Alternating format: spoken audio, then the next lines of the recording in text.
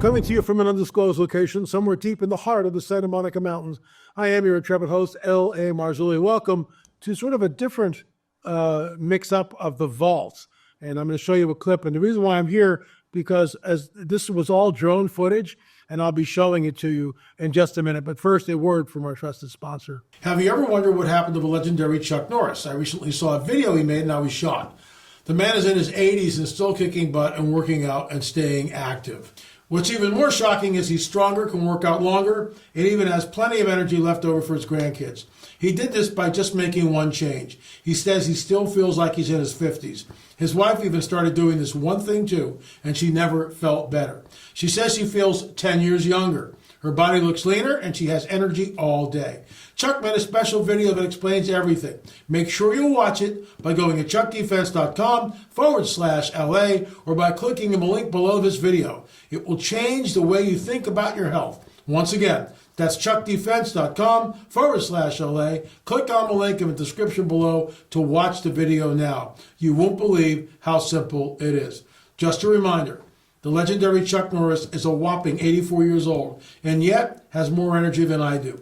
He discovered he could create dramatic changes to his health simply by focusing on 3 things that sabotage our body as we age. Folks, check this out. Please go to the description box below, chuckdefense.com/LA, www.chuckdefense.com/LA. So I was in Portugal. Peggy and I flew to Portugal with our good friend who met us there, of course, Francisco Carrera.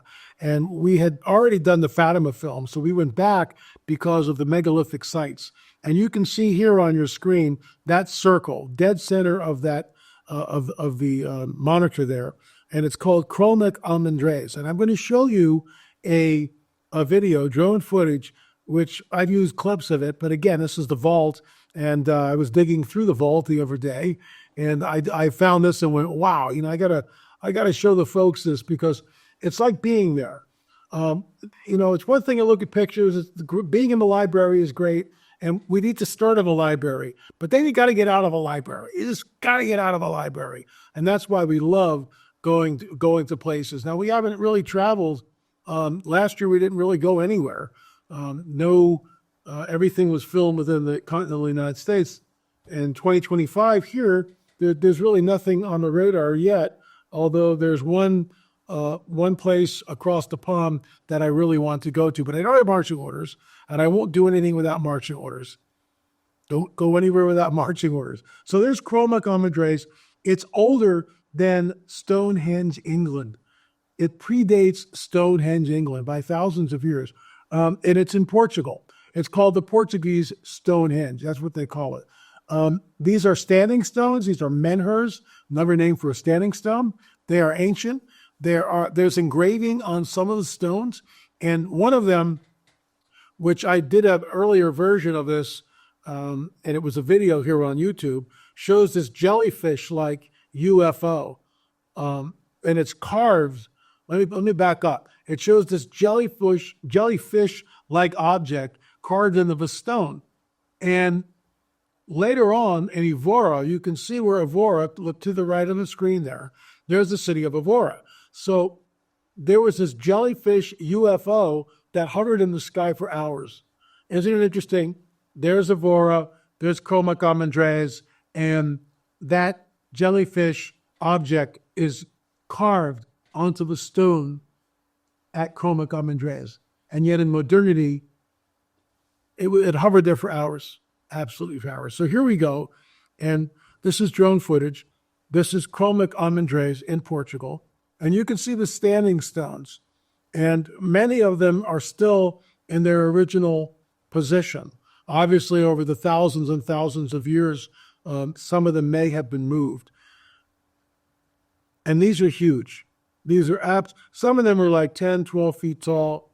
Some of them obviously are shorter. And this scenery here looks very much like Southern California. You see the oak trees, it's very dry, and it's got that Mediterranean climate, just like we do here in Southern California. Look at all the standing stones. And again, the megalithic happens all throughout Europe, and then it just goes away. It just vanishes. getting into some bigger stones in here. And you can see the size of the trees. It just gives you an idea. This is great. So this is looking back up at the where predominantly some of the larger stones are. And you'll notice the lichens on the stones. They've been there a very, very long time.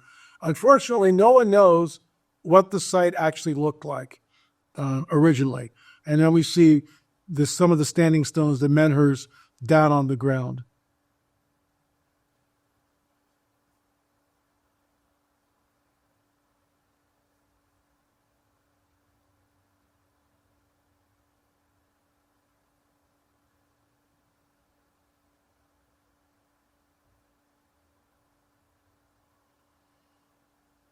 And let me just go up a little bit here. This is a great shot. You can start to see the circle. I believe that some of these stones, there are alignments to other sites. That's what I believe. No one has taken the time to do that, but I firmly believe that. Give you an idea where we are. Okay, so let me just stop it right here. I'm running the drone, and that's my good friend Francisco Carrera, and they go, "Oops, we're in the shot." And here comes Peggy. She's in the shot too. We all go running away. But you can see how large they are, how big they are. 7, 8 feet tall. And they weigh thousands of pounds. I love the lighting on this shot right there. It's really, really pretty.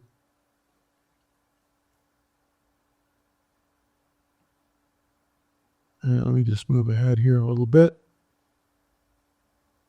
Let me stop it right there. Menhirs, standing stones.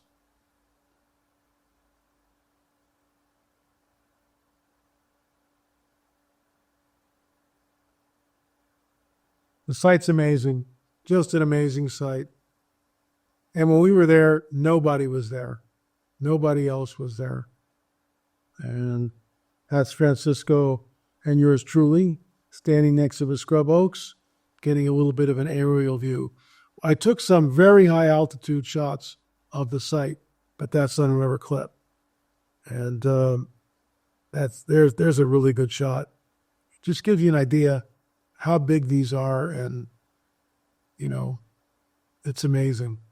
Anyway, folks, there is a hidden history that's been deliberately obfuscated from the peoples of the world. That's why we are on the trail of the Nephilim. The whole megalithic, all these structures, these dolmens, these standing stones, menhirs, it's there for a window of time, Gilgal Raphaim, and then in Israel, just all disappears.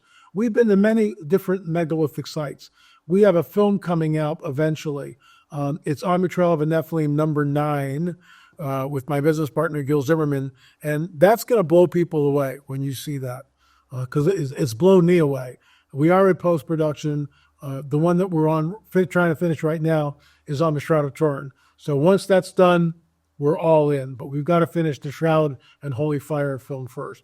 So thanks so much for watching The Vault. A little different here. I'm not usually in front of my typical green screen like I normally am.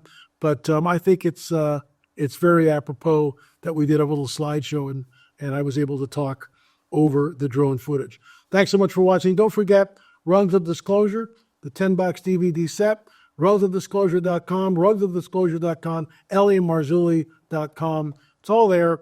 And, folks, we would encourage you to support us. Donations are great, but that's not what we live on. We live on when you purchase the book. This book, I think, in my opinion, is the most important book I've ever written, and it's interactive. So as we go up the ladder of disclosure, the different rungs, to full disclosure, we're up to run 19 now, and you need to check that out because it's interactive, rugsofdisclosure.com. As we go up another rung, I do a show on it, and that's posted right there on rungsofdisclosure.com. Thank you in advance for your purchase. I would suggest getting 2 or 3 books.